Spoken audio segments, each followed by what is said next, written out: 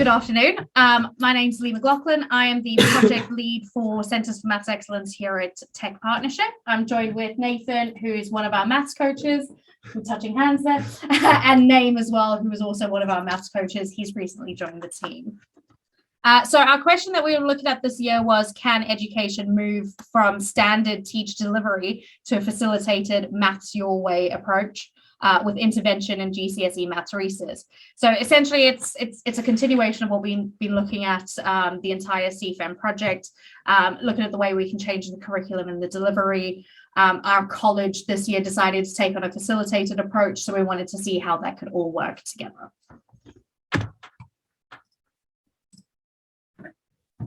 So this year we worked with 170 students. 107 of which only worked with a maths coach and 22 who worked with both a motivator and a maths coach. We had 4 of those 38 students working with C4Me that passed their November resit, and 1 of the 4 had worked with a maths coach. One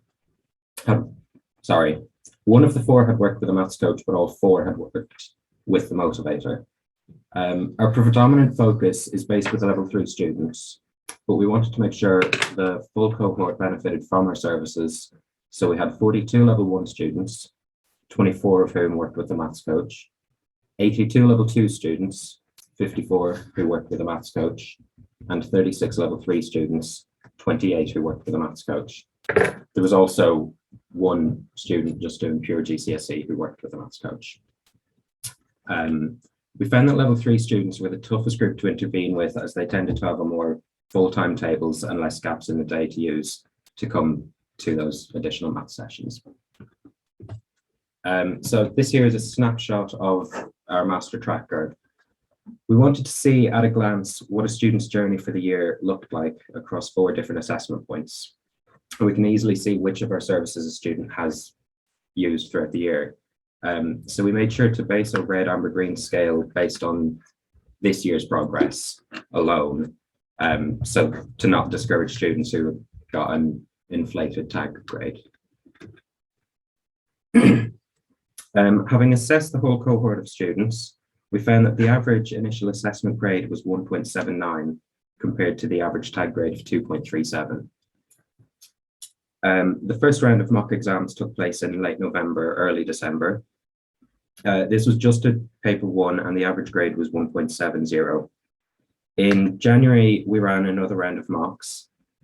This was a modified paper 1, and the average score was 2.06. Then we did a final set of mocks in March. This was the first set we did using both paper 1 and paper 2, calculator, non-calculator. But students did slightly worse, getting just 2.01 on average. And that slightly disappointing result showed that we needed to work on calculator skills with our students. So all the average mock scores that we took were for the entire cohort, not just our Centre for Maths Excellence students that we have been working with. We also created 15 initial assessments, each one linked to a particular focus of the focused 15. They were made to be 20 marks each, so they could be done and marked in a single intervention session. When a new student would arrive for additional maths, we would start out. When a new student would arrive for additional maths, we would start out by identifying what topics they needed to work on and giving them an initial assessment linked to one of the focuses identified. Upon completion, the maths coach would go through the IA with the student identifying gaps in their knowledge and the focus for their intervention. The student would then work on those targets via instruction or workbooks or videos or whatever worked best for that student. Once the student felt they had mastered that topic, we could then retake the assessment with them to check that they have mastered it. So this is, this tracker shows the grades they achieved on the first attempt, and again, after having worked on the topic. It's been color-coded so that we can see an individual student's strengths and weaknesses at a glance. We've also included the Century Tech Tracker, which tracks which nuggets have been completed, what their scores and what their best scores on those nuggets have been. So with our tracker, we designed it so we could see if there was multiple attempts of reassessment being done. We could keep track of where they are. So it's a bit more comprehensive and focus on the Focus 15 rather than where Century, you just see the last score that the student got, the best score that they got. So if they did it 6 or 7 times, you're only going to see those 2 scores really. So we wanted to make sure that we could keep track throughout, and then we could focus on what objectives the students needed to focus on more. We found that students wanted to move on from a new topic before they had mastered the topic that they were working on. So to combat this, we show them a tough question using the skills from that topic, show them that they needed more work to do. But that did kind of take a bit of delicacy to not demotivate the student, so not give them something too hard that they would freak out at completely. We also found that students knew they were weak at a certain topic and wanted to work on that topic before having secured the prior knowledge to access that topic. So for example, many students knew they were weak at FF09, Simplify and Solve, which is an algebra topic, but struggled to access it because they weren't confident with collecting like terms, order of operations, negative numbers, and so on. This led us to think that even more time should be spent in main sections on FF01 types of number and FF02 using number, as they form the backbone of the Focus 15.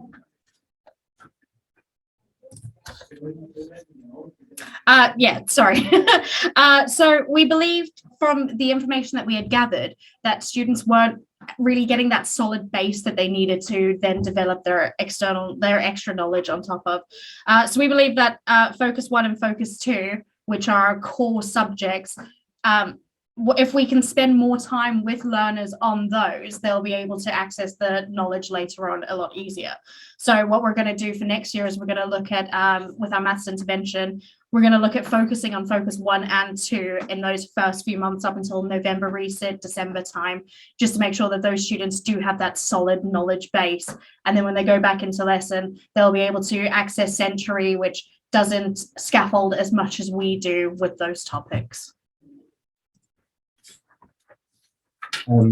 Having seen how vital FF01 and FF02 are for a student to access the rest of the course, we decided to analyse the distribution of marks in the 2022 EDUCAS Maths Summer Exam according to the Focus 15.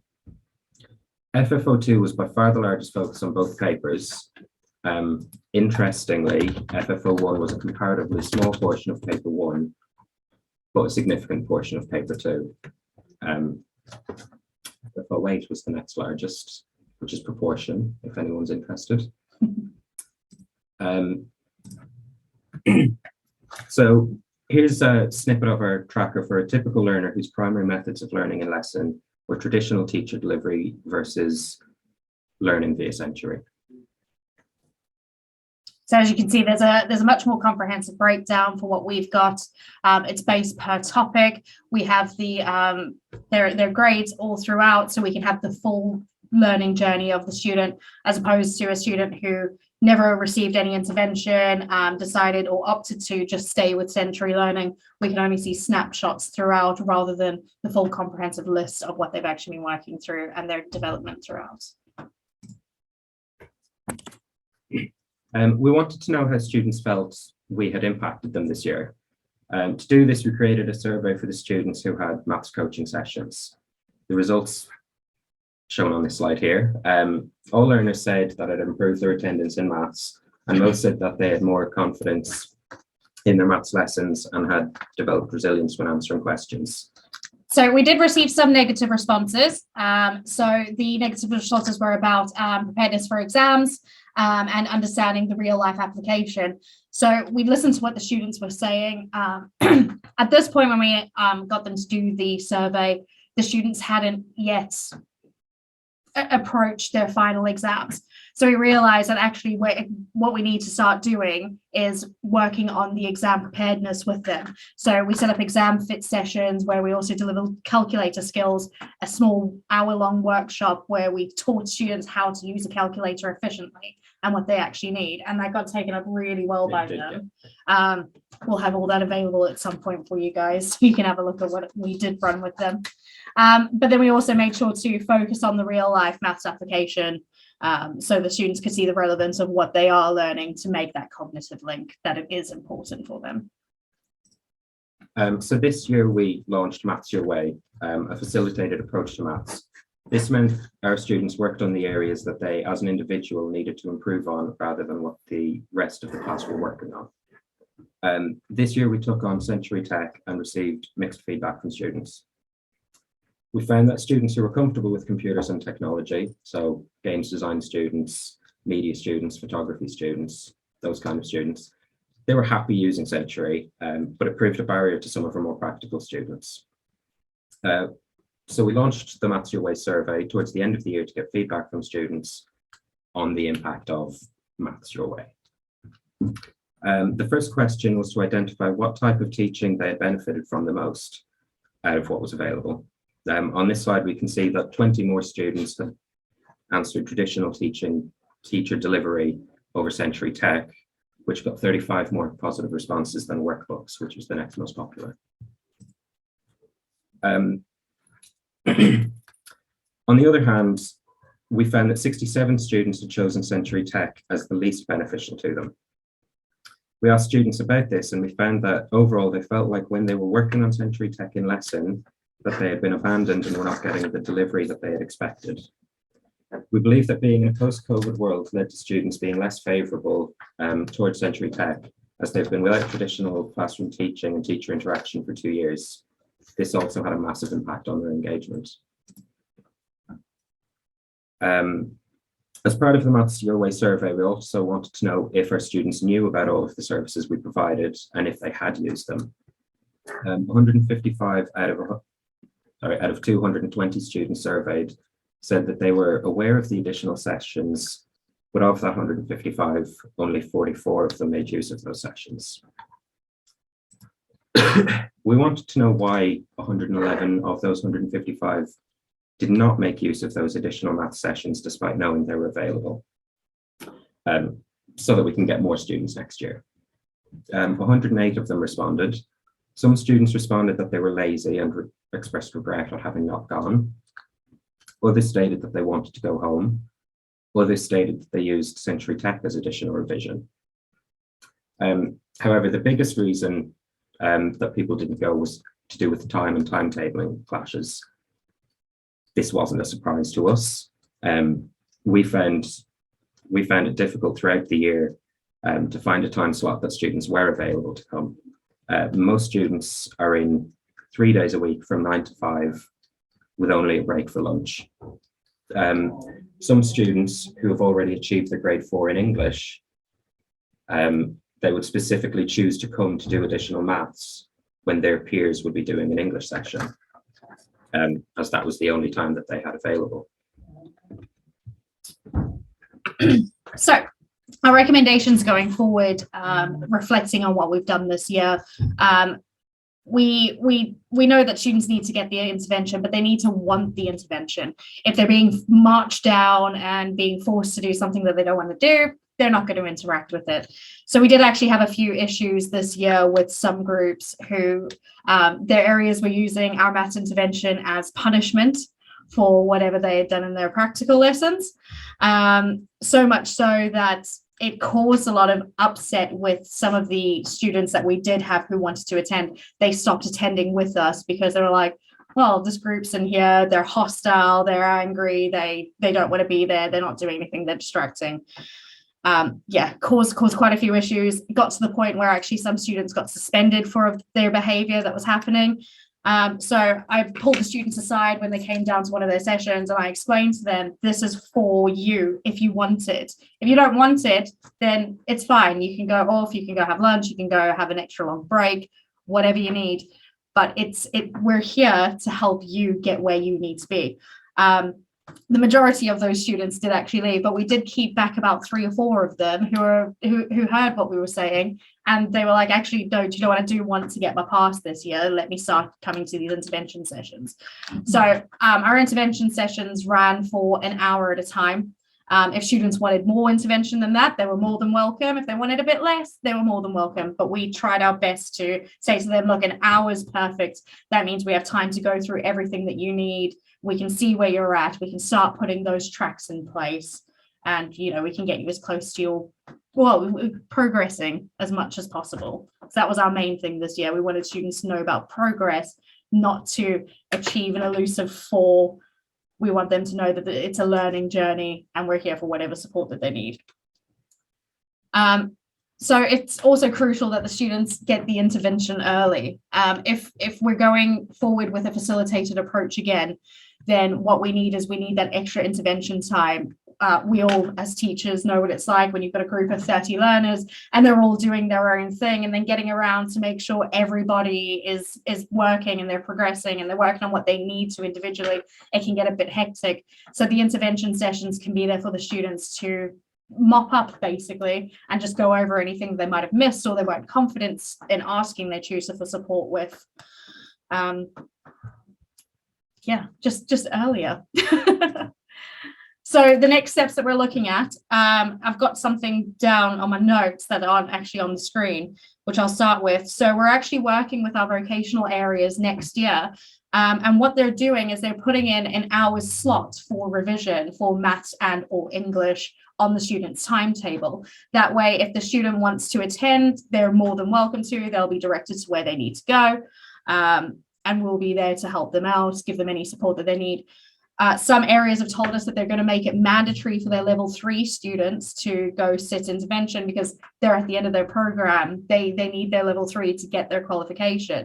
So they want that support in there for the level 3s continually, but it is open for all students. They're going to be able to come in here, there, and everywhere. They can be consistent and come each week. It'll be entirely up to them, and we will build a plan around those students. So the other things that we're looking at doing next year, we're making 4 different versions of the topic-based initial assessments for the Focus 15. That way we can assess the students regularly throughout, and we got a different type of question each time that they're interacting with, not just the same question, which they might start committing to memory.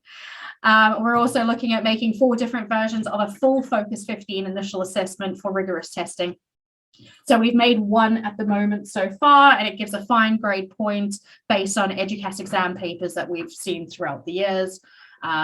We've made our grade boundaries and whatnot, so it gives a fine grade point so we can see where the student's at specifically. We also want to continue with the Focus 15 suite. This is basically what we want to do. We want to flesh out our suite as much as possible for anybody who uses the Focus 15, work with network partners, wider, everybody to get in what you guys need. So we want to make more Maths for Professionals posters. We have 21 available at the moment. What they are, they're the nice big posters with the Focus 15 wheel, and it shows them all the maths that they use per topic within their wanted industry. And we also want to get out next year, and we want to come deliver Focus 15 suite packages to everybody who wants them. So we'll be able to provide resources and materials and some guidance and be there for any questions that anybody may have. We can work on creating lessons and basically whatever anybody wants. We want to be there to help out, really. So I've just popped up some details. We do have a Twitter page, so please feel free to get in contact with us with any questions. I've also put my email address on there. So if there's anything anybody wants, please do get in contact with us. And thank you for listening to us today.